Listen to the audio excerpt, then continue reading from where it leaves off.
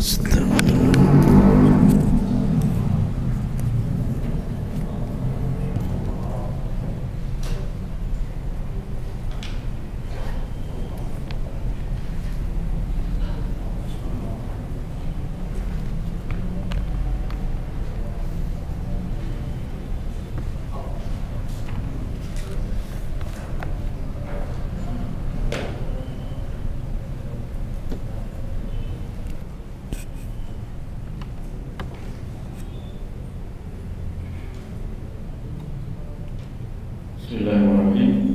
Assalamualaikum warahmatullahi wabarakatuh.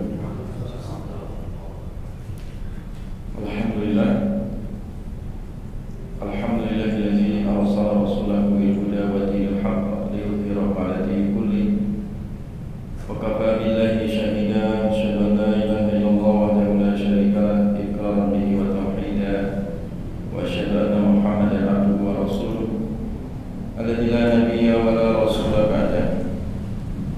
Allahumma shalli wa sallim wa barik ala nabiyyina Muhammadin wa ala alihi at-tahirin at-tayyibin wa ashabihi ajma'in wa man sara ala nahjihi ila yaumiddin. Allahumma anfa'na bima 'allamtana wa 'allimna ma yanfa'una wa zidna ilma. Allahumma inna nas'aluka 'ilman nafi'a wa rizqan thayyiban wa 'amalan mutaqabbala. Amma ba'du, jamaah sekalian yang diberkahi Allah. Alhamdulillah, kita lanjutkan dengan izin Allah. Kita bisa hadir di majelis Sahih Bukhari, masih melanjutkan bab tentang babul istihadah, bab tentang hukum istihadah. Bab sebelumnya telah kita jelaskan tentang masalah haid dan nifas. Kalau haid dan nifas itu keluar darah secara normal dan rutinitas ya, bagi para wanita ya, darah-darah normal ya, dan darah-darah rutin yang biasa keluar kalau haid tiap bulannya ataupun nifas ya pasca melahirkan. Nah, ada satu darah lagi yang itu disebut darah abnormal ya, tidak normal, alias darah penyakit. Nah, itulah yang disebut dengan istihadah. Disebut apa? Istihadah. Jadi istihadah itu adalah jiryanud dam min farjil mar'ah fi ghairi awani. Jadi darah yang keluar dari wanita di luar kebiasaan waktunya ya. Maka hukum istihadah, karena ini adalah darah penyakit, maka hukum wanita-wanita yang istihadah dia nanti dihukumi tetap berkewajiban untuk sholat ya, puasa sebagaimana biasa ya. Qala Imam Bukhari rahimahullah, haddatsana Abdullah ibnu Yusuf qala akhbarana Malik an Hisham ibni Urwah an abihi an Aisyah radhiyallahu anha qalat, dari ibunda Aisyah radhiyallahu anha, qalat Fatimah bintu Abi Hubaishin, qalat Fatimatu bintu Abi Hubaishin. Berkata ini Fatimah binti Abi Hubaish ya, li Rasulillahi, kepada Rasulullah sallallahu alaihi wasallam.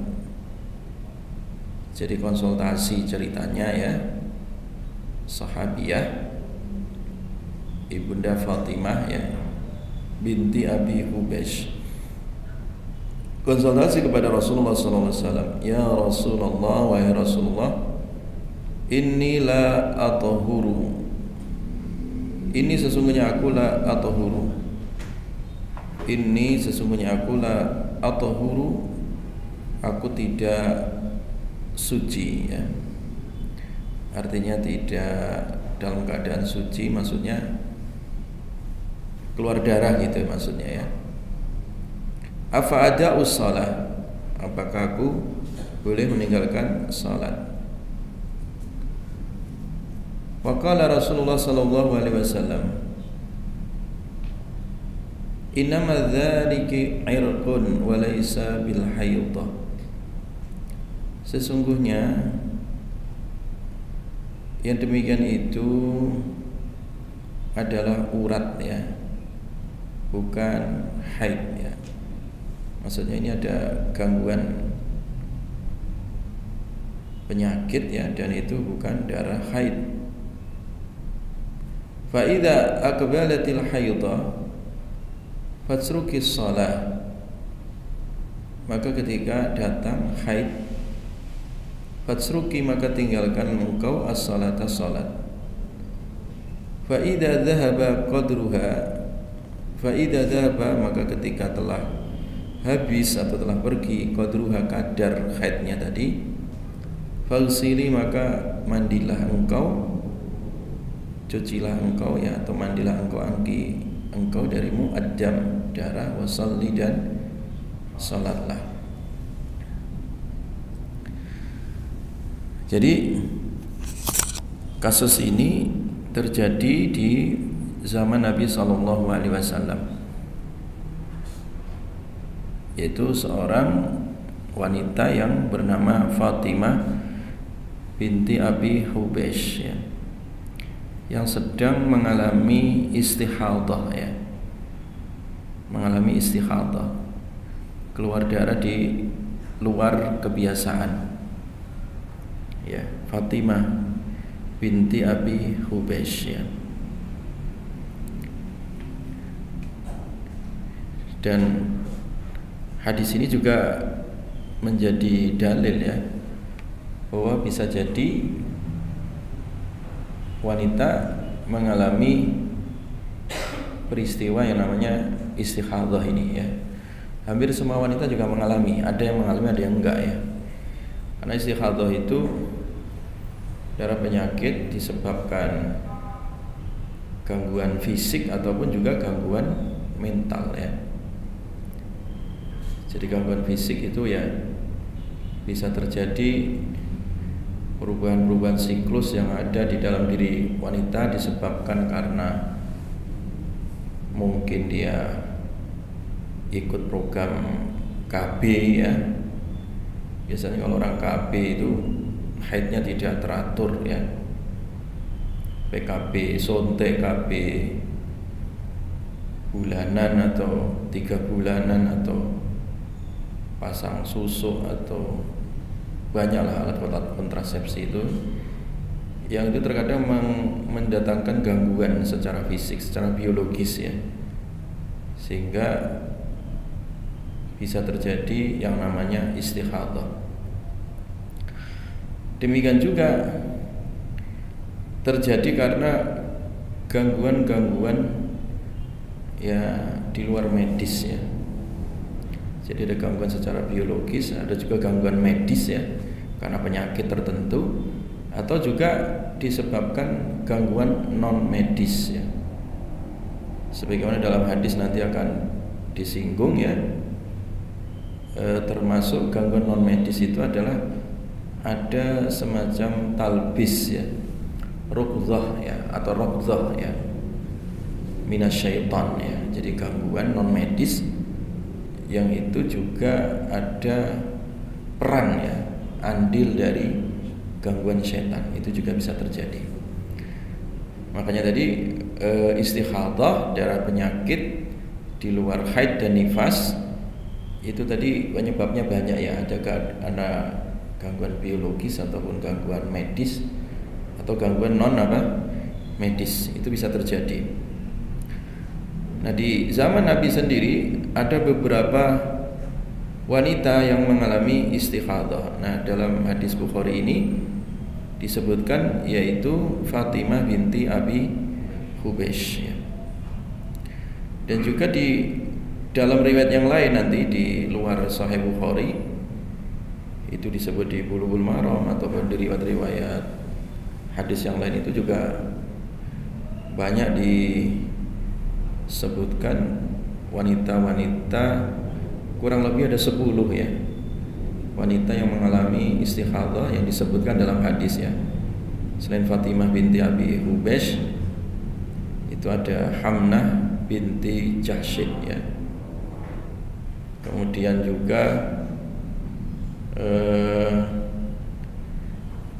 ada bintu Umais ya. Ada Zainab binti Jahsyin ya. Itu saudaranya Hamnah tadi. Ada juga riwayat yang lain ya, Ummu Habibah binti Jahsyin ya. Jadi tiga-tiganya ini putri dari Jahsyin. Itu tiga-tiganya itu anak tiga perempuannya itu mengalami istikhadah. Nah kemudian ada juga yang keenam itu Sahlah binti Suhail ya. Itu sebagaimana disebut dalam Sunan Abi Dawud. Kemudian Ummu Salamah. Jadi istri Nabi juga mengalami itu ya, Ummu Salamah termasuk mengalami istikhadah. Kemudian Saudah binti Zam'ah istri Nabi juga mengalami istikhadah ya. Yang kesembilan itu Ummu Habibah, itu juga istri Nabi ya. Jadi banyak dari internal keluarga Nabi sendiri, istri Nabi, Ummu Habibah, Saudah, Ummu Salamah itu juga mengalami apa? Istikhadah. Dan yang ke-10 itu ada Badiah binti Ghailan ya. Nah itu riwayat-riwayat yang disebutkan di dalam hadis ya, di mana istri-istri Nabi dan juga istri para sahabat di zaman itu pernah mengalami apa? Istikhadah. Jadi artinya lumrah gitu. Artinya lumrah gini, bisa jadi orang atau wanita itu di dalam kehidupannya, di seumur hidup itu bisa jadi dia mengalami juga, entah di usia ini, di usia itu ya, pasti ada ya. Kebanyakan lah itu secara lumrah, secara wajar itu banyak wanita juga mengalami istikhadah karena perubahan-perubahan atau pengaruh-pengaruh dari luar ataupun dari internal ya, baik pengaruh-pengaruh secara biologis, medis ataupun pengaruh yang sifatnya apa tadi, non medis ya. Nah, yang sifatnya non medis itu disebutkan di dalam hadis bahwa ketika ada salah seorang mengalami istikhadah tadi, wanita yang mengalami istikhadah yang agak kurang wajar dalam arti apa? Ada gejala-gejala non medis itu ya, yang disebutkan, dikonsultasikan kepada Nabi SAW waktu itu ya. Maka di saat itu Nabi SAW memberikan nasihat ya, innama hadhihi raqdhah ya, min raqdati syaitani, sesungguhnya ini adalah gangguan non medis ya, yang itu datang dari setan ya. Jadi hentakan, raqdah itu artinya hentakan, yang dihentakkan oleh setan ya. Karena setan itu juga masuk ke dalam tubuh manusia dan melalui jalur jaringan darah ini. Nah, termasuk jaringan darah tadi itu setan bisa berpengaruh ya, tentu semua dengan izin Allah ya, untuk mengganggu dari sisi non medis tadi kepada wanita ya. Makanya Nabi tadi mengingatkan innama hadhihi raqdah ya. Kalau ini adalah gangguan non medis kata Nabi. Ini hentakan setan ya. Jelas ya jemaah ya. Jadi intinya ada istikhadah itu disebabkan oleh memang murni itu adalah masalah medis. Ada juga murni masalah apa? Non medis itu. Dan pada wanita itu banyak mudah diganggu gitu ya. Ini secara empiris ya, pengalaman-pengalaman yang ada di lapangan juga memang terjadi seperti itu. Apa yang disampaikan Nabi itu fakta, realitas dan didasarkan wahyu ya. Jadi terkadang orang mengalami gangguan non medis itu sebab pengaruh setan ya. Jadi tidak lama, beberapa waktu yang lalu juga sama ya, ada mahasiswi kita di jurusan ilmu Al-Quran dan tafsir gitu mengeluh sakit ya. Ketika dibawa ke rumah sakit Islam, dibawa ke RSUD, itu nggak ditemukan gangguan medis itu. Akhirnya kata dokter spesialisnya, udah bawa pulang, ini bukan penyakit medis, itu kan udah beberapa kali di rumah sakit itu. Rumah sakit Islam nggak sanggup, akhirnya ke RSUD di Ciawi, ke rumah sakit ini dan itu. Akhirnya saya bilang itu diruqyah saja gitu. Bener diruqyah. Ketika diruqyah itu ada reaksi gitu. Dan memang itu ada gangguannya. Jadi setan itu ya bisa mengganggu tentunya atas izin Allah juga ya. Ya, khususnya pada wanita ini rawan itu ya, rawan. Makanya wanita banyak celah ya, celah-celah rawan di mana setan bisa masuk. Di sela-sela orang haid akhirnya kebablasan jadi istikhadah, atau di sela-sela orang lagi kosong mentalnya ya. Itu setan juga bisa masuk di situ. Tapi jamaah sekalian dirahmati oleh Allah Subhanahu wa taala. Nah, kalau itu adalah darah istikhadah, maka prinsip dasarnya sebagaimana pernah kita singgung, yang pertama adalah dikembalikan kepada kebiasaan haidnya. Jadi artinya gini, kalau terjadi satu kasus wanita ini kebiasaannya haid 6 hari, kok tiba-tiba keluar dari kebiasaan, udah 7 hari, 8 hari masih keluar darah, maka hukumnya adalah yang biasanya adalah 6 hari atau 7 hari haid itu haidnya, sisanya adalah apa? Istikhadah. Itu secara manual, deteksi secara manual. Karena di zaman Nabi belum ada USG, belum ada alat-alat medis untuk mendeteksi, maka secara manual itu dikembalikan kepada kebiasaan. Artinya kalau memang wanita itu biasanya 7 hari, ya sudah, itu 7 hari haidnya. Lepas daripada itu dihukumi apa? Darah istikhadah. Itu mendeteksi secara apa tadi? Manual. Nah sekarang apakah bisa dideteksi secara medis, secara digital? Bisa. Dengan di USG caranya. Yang bisa mendeteksi siapa? Ya dokter spesialis kandungan, SPOG itu. Datang ke dokter spesialis. Kalau bidan nggak bisa. Datang ke dokter spesialis kandungan, minta di USG. Nanti dari USG itu ya bisa terbaca ketebalan rahimnya. Nah di situ bisa dibaca apakah ini sedang haid ataukah istikhadah. Itu bisa dibaca secara medis. Jelas ya jamaah ya. Jadi kalau dia normal bisa dibaca secara medis. Tapi kalau medis nggak bisa baca dan juga ada gejala-gejala yang non medis, itu bisa jadi dari raqdah ya, dari gangguan hentakan setan ya. Jadi oleh karena itu di sini Nabi SAW mengajarkan prinsip ya. Apa yang diajarkan? Innama dzalika irqun laisa wa laisa bil haidah. Fa idza aqbalatil haidah fatsruki as-shalah fa idza dhahaba qadruha faghsili anki ad-dam wa shalli. Jadi ini ajaran prinsip ya dari Nabi sallallahu alaihi wasallam bahwa dikembalikan kepada hukum kebiasaan ya.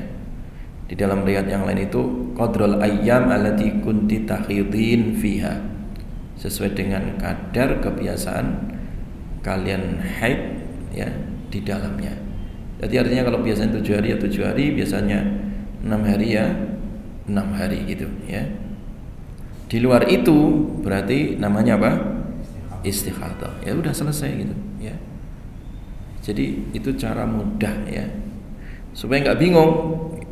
Ya kalau punya rezeki ya datang ke konsultasi ke dokter spesialis apa? Dokter spesialis kandungan ya.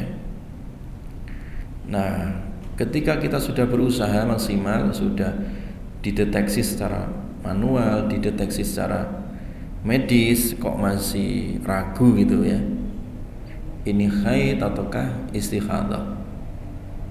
Nah, sementara kebiasaannya darah haid, dia sudah mengenal ini darah haid.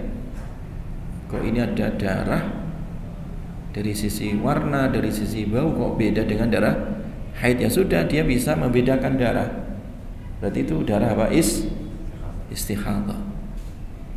Tetapi kalau sudah mentok ya, dia nggak bisa membedakan warna dan sifat darah, dan juga lupa dari kebiasaan ya, dan dia tidak ada kesempatan atau tidak ada kemampuan untuk datang ke dokter spesialis kandungan untuk dideteksi, untuk di USG, dia bingung. Kalau bingung, wah ini agak repot kalau bingung ya. Apa yang dilakukan? Kalau bingung itu summa tawaddu'i li kulli sholatin ya. Kamu wudulah setiap mau sholat. Wudulah setiap kamu mau apa? Sholat. Dan otomatis maksudnya itu ya harus dicuci juga ya darah tadi, untuk mewanti-wanti. Yang namanya darah itu kan datang nggak izin dulu, kadang keluar, kadang nggak keluar, nggak kadang. Nah, untuk hati-hati maka wudulah setiap apa? Sholat ya.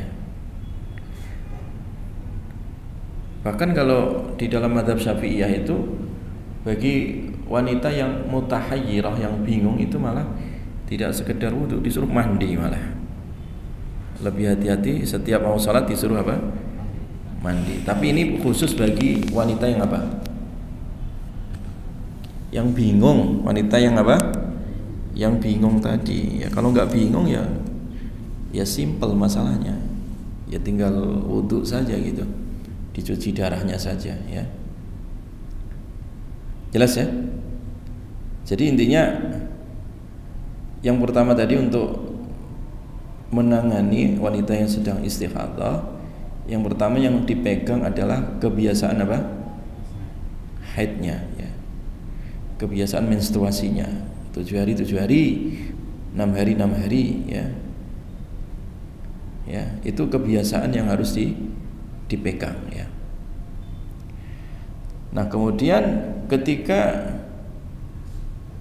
darah itu masih keluar terus ya, keluar itu biasanya 7 hari, kok ini udah 8 hari, 9 hari, 10 hari, dan begitu seterusnya ya. Maka darah itu kalau keluar dari kebiasaan haid, maka masuk dalam kategori darah apa? Istikhadah ya. Itu secara manual. Tetapi kalau memang kita konsultasi di dokter spesialis kandungan, kalau di USG ternyata dokternya bilang ini masih haid katanya, mungkin juga. Nah gitu, makanya ini harus betul-betul diyakinkan. Apalagi kalau orang dia pakai kontrasepsi gitu ya, itu kadang siklus haidnya maju, kadang mundur ya. Jadi jarak siklus haid yang satu dengan yang berikutnya itu kan kadang jaraknya normal itu 3 minggu ya. Jadi haid itu kan 1 minggu ya. Kemudian 3 minggu haid lagi seminggu, 3 minggu tidak haid, haid lagi begitu. Siklusnya biasanya misalkan haid tanggal 1, ya kan? Sampai tanggal 7 kan dia haid ini. Berarti sucinya kan tanggal 8 sampai tanggal 30 atau 29 lah ya. Nanti haid lagi tanggal 1 lagi gitu, atau tanggal 2 maju mundurnya gitu. Tetapi kalau orang itu kontrasepsi pasang KB itu acak-acakan itu. Jadi acak-acakan, kadang baru suci hari ini udah seminggu haid, baru 2 minggu udah haid lagi gitu. Ya, makanya dalam mazhab Syafi'iyah itu minimal jaraknya 2 minggu, 15 hari.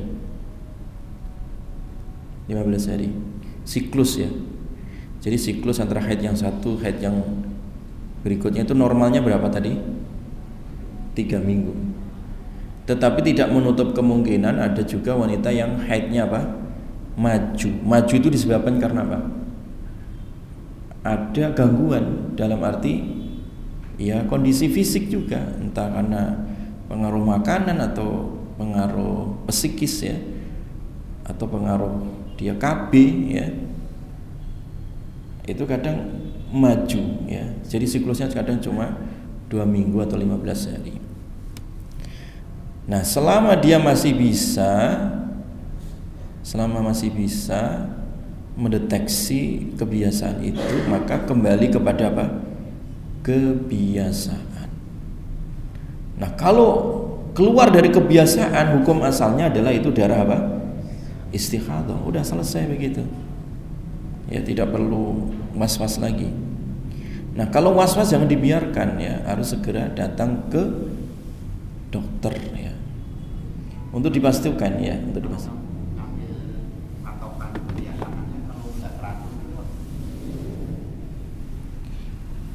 Hukum asalnya pasti teratur dulu. Kalau dia misalkan dari gadis ya, kalau dia dari gadis haid biasanya 7 hari, dia akan 7 hari terus itu kebiasaannya. Tapi kalau dia sudah rumah tangga, udah punya anak, apalagi dia KB, itu udah mulai acak-acakan. Atau kalau dia mengkonsumsi obat tertentu, atau dia punya keadaan tertentu kadang bisa pindah daerah ya, atau keluar negeri, atau hidup yang asalnya daerah dingin ke daerah yang panas ke dingin, itu juga berpengaruh semua itu terhadap siklus haidnya. Tetapi hukum asalnya itu sesuai kebiasaan 7 hari terus Pak, begitu sunatullahnya begitu. Nah, kalau ada sesuatu yang dia keluar dari kebiasaan itu pasti ada gangguan, baik gangguan yang sifatnya medis atau biologis atau non medis. Ada 3 itu ya. Nah, dipastikan mana ini gangguan 3 ini, apa gara-gara makanan atau ada gara-gara penyakit apa gitu ya di rahimnya atau di tubuhnya, atau gara-gara juga ini non medis, gangguan setan. Nah gitu, jelas ya. Jadi kembali kepada patokannya. Tapi rata-rata yang namanya orang haid itu ya antara 6 hari sampai berapa tadi? 7 hari. Ada juga yang sampai 15 hari juga ada. Yang 10 hari juga ada. Ya. Nah, kenapa tadi kebanyakan 6 hari 7 hari itu dasarnya apa? Istiqra dulu ya. Istiqra itu apa ya? Istilahnya survei lapangan ya. Jadi kajian di lapangan.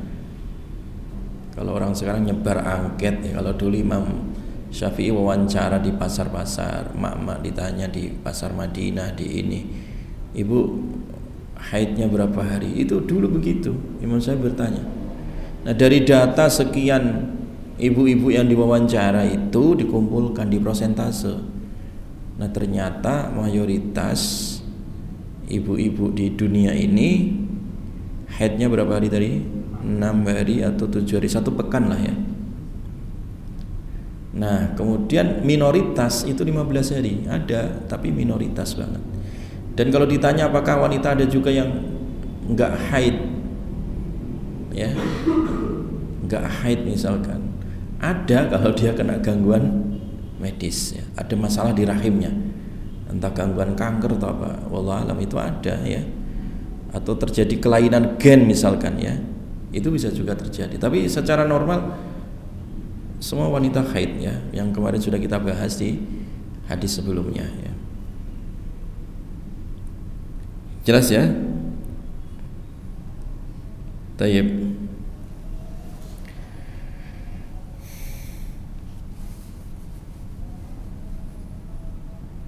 Ada pertanyaan lagi sampai sini? Ada, Pak. Ya, silakan. Salah satu media sosial resmi Istiqah Sofia ada seorang ibu bertanya. Ini di keluar tema dikit nggak apa-apa, Ustaz ya? Nggak apa-apa. Apa seorang suami, jadi ini yang menanyakan seorang ibu, apa seorang suami yang sudah tidak mendengarkan nasihat baik istri dan masih ingin bersenang-senang di masanya sekarang harus dipertahankan atau diajukan saja, atau bagaimana, Pak Ustaz?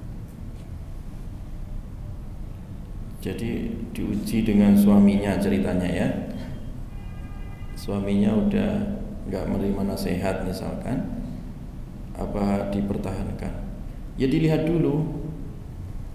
Jadi selama suaminya itu masih sholat, ya, ukurannya adalah sholat gitu, ya dipertahankan selama masih sholat, ya, selama masih sholat tidak murtad, maka wajib diapakan? Dipertahankan dan sabar, ya, sabar terhadap apa? Ujian, ya.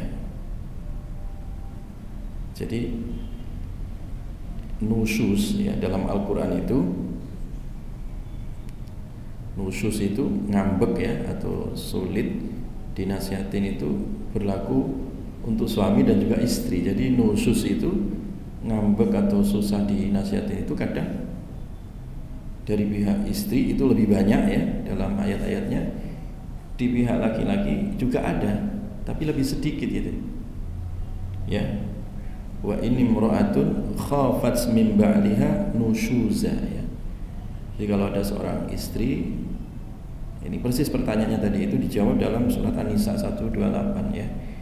Ketika ada seorang istri dia takut, mengkhawatirkan suaminya nusyuz, ya, ngambek tadi, nusyuzan au i'radan, atau dia berpaling, ya, fala junaha alaihima ayyusliha bainahuma sulha.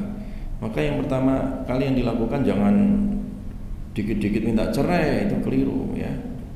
Hendaklah dilakukan islah, ya, suluh, ya, wasulhu khair. Itu nasihat Al-Quran, Ibu, ya.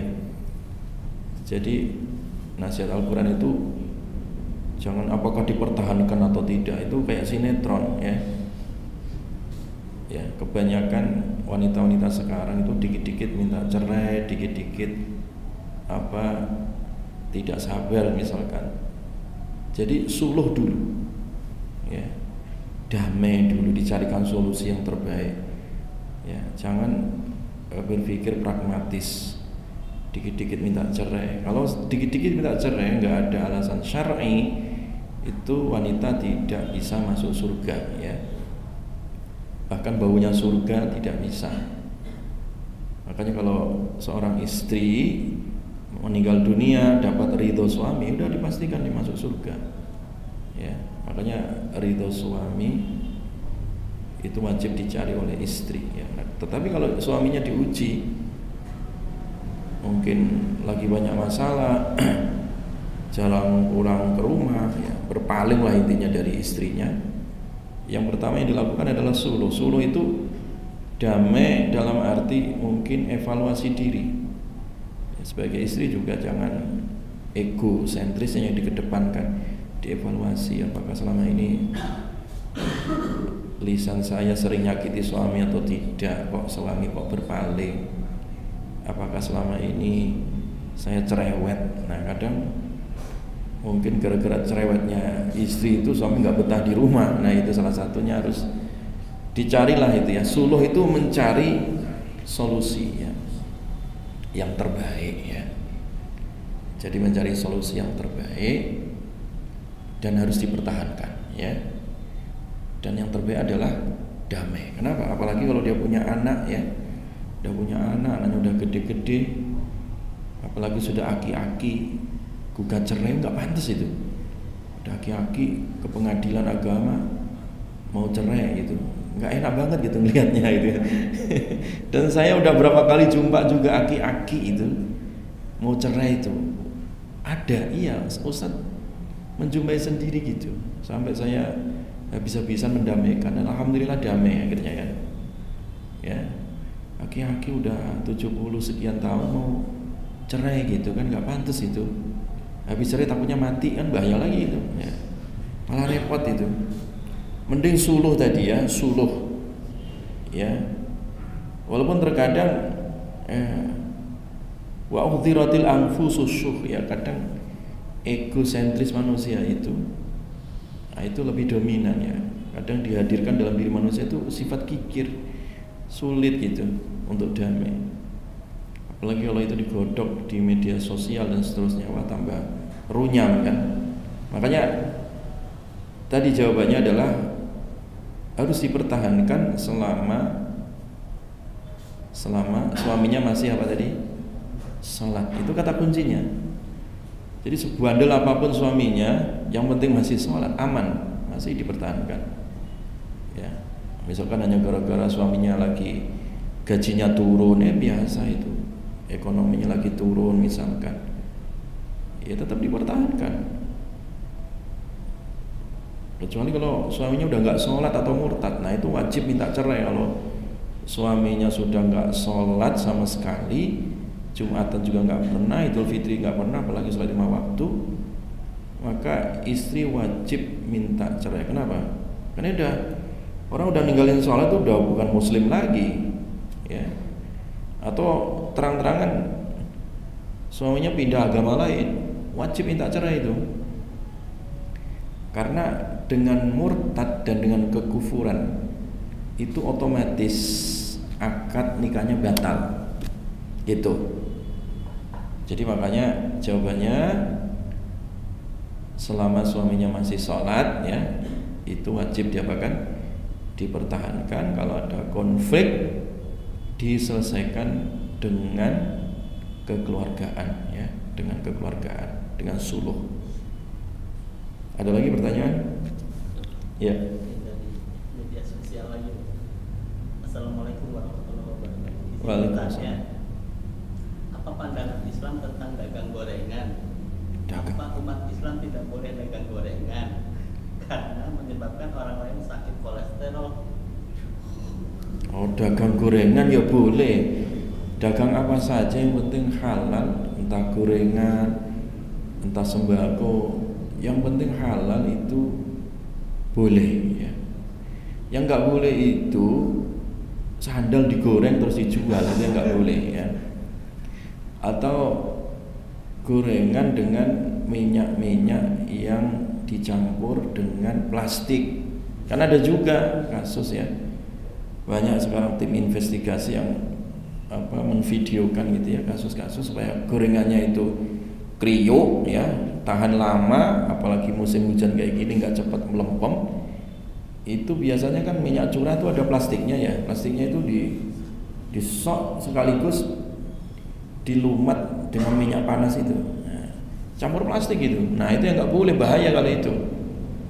Tapi kalau gorengan-gorengan normal nggak apa-apa, enak itu kalau hujan-hujan kayak gini makan gorengan, ya. Terus yang kedua, gorengannya tadi jualannya tidak menggasap tanah atau hak orang lain gitu. Kalau dia jualan misalkan menggasap tokonya orang, misalkan nggak izin, nah itu nggak boleh, ya, syubhat jadinya. Termasuk hati-hati juga kalau beli di pinggir jalan itu, kalau memang sekiranya dia jualannya itu nggak wajar gitu, ya, jualan tempat umum yang tidak diizinkan untuk jualan, pakai jualan akhirnya ganggu orang lewat, nah itu khawatirnya itu syubhat ya, menggasap tanah orang ya, atau mengambil hak orang ya. Jelas ya. Jadi intinya kalau dia jualannya jujur ya, gorengannya jujur, nggak dicampur dengan zat-zat yang aneh-aneh atau tidak menggunakan bahan-bahan yang berbahaya. Karena banyak juga yang ditemukan di tim investigasi itu jualan gorengan pakai sampah-sampah sayuran gitu, kan nggak ketahuan itu. Yang penting dicampur pakai tepung, diaduk, dikasih micin ya, nggak terasa ya, itu. Jadi selama dia jujur ya, bahannya jujur, modalnya jujur ya, transaksinya jujur, tempatnya jujur, nggak ada masalah ya. Ada lagi pertanyaan? Jelas ya? Kok sampai gorengan nih apa? Karena hujan-hujan ini ya. Haji Sahih Bukhari ada gorengan ya.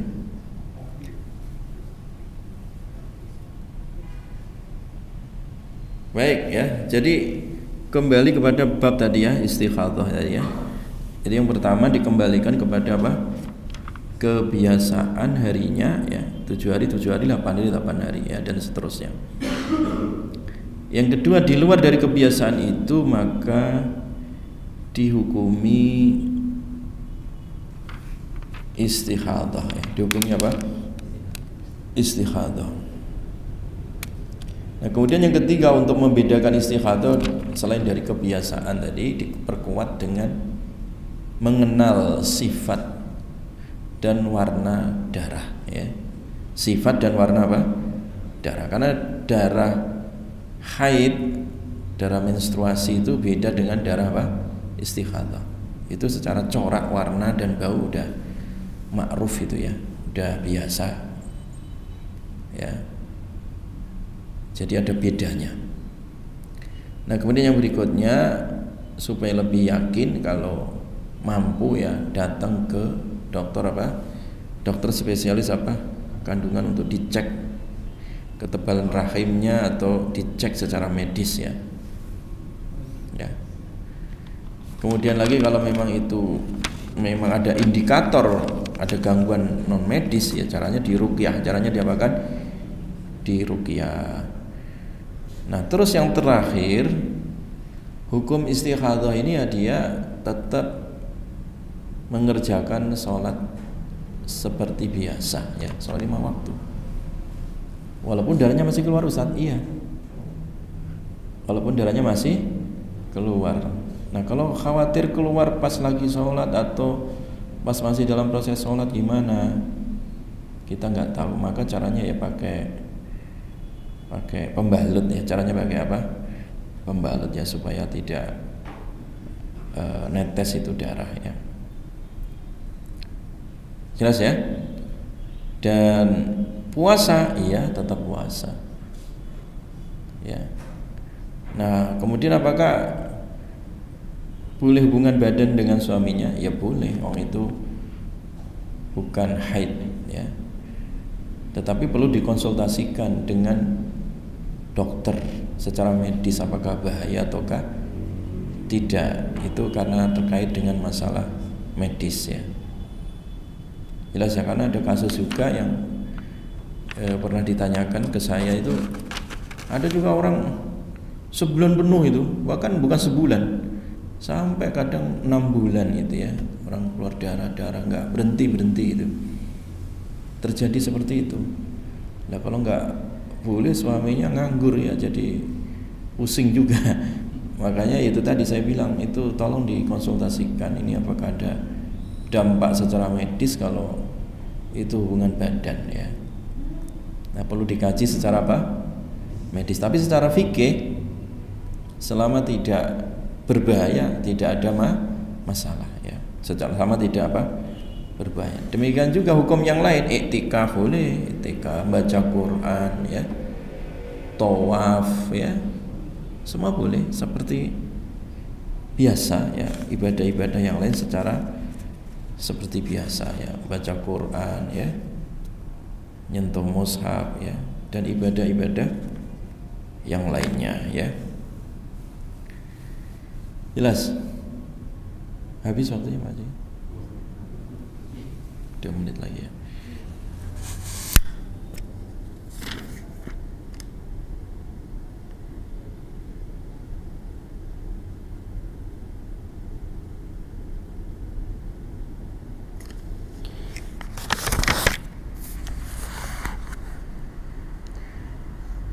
Baik, karena hadisnya yang berikutnya masih panjang ya, ada pertanyaan? Nanggung ini kalau dilanjutkan nanti waktunya habis ya. Silakan satu pertanyaan kalau masih ada ya, untuk terkait masalah istikhadah ini. Nah, kemudian apakah darahnya najis? Ya, najis lah darah ya. Darah haid, darah istikhadah itu hukumnya tetap apa? Najis ya. Karena hukum asal darah itu adalah najis ya. Jadi kalau darah banyak itu artinya definisinya mengalir, itu najis. Tapi kalau darahnya itu sedikit ya, nah, itu ma'fu ya, seperti darah nyamuk apa itu ma'fu ya. Darah-darah yang sedikit ya. Ya, darah yang ada di ikan itu ma'fu ya. Tapi kalau darah-darah yang banyak mengalir itu, nah itu yang tidak ma'fu ya. Wallahu a'lam bishawab. Subhanakallahumma bihamdika asyhadu an la ilaha illa anta astaghfiruka wa atubu ilaik. Assalamualaikum warahmatullahi wabarakatuh.